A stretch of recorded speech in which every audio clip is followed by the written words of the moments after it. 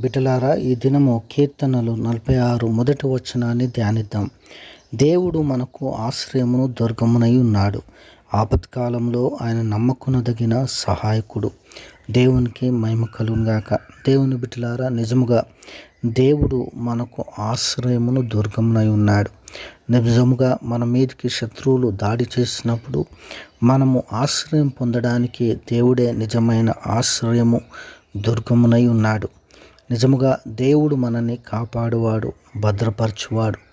ఆయన నమ్ముకొనదగిన సహాయకుడు. ఆపత్కాలంలో ఆయన నమ్ముకొనదగిన సహాయకుడు. ఆపదొచ్చినప్పుడు దేవుడు మనల్ని కాపాడువాడని, ఆయన మన ఆశ్రయ దుర్గమని, మన దాగు చోటని మనం మర్చిపోకూడదు. దేవుడు కాపాడకపోతే కాపాడు వారి ప్రయాసము వ్యర్థము అని వాక్యము సెలవిస్తూ ఉంది.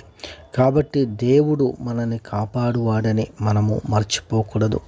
దేవుని బిడ్డలారా, దేవుని ఆశ్రయించే బిడ్డలుగా, దేవుని యందు దేవుని బిడ్డలారా, మరి దాక్కును బిడ్డలుగా, దేవుని పైన ఆనుకునే బిడ్డలుగా మనం ఉండాలని దేవుడు ఆశపడుతూ ఉన్నాడు.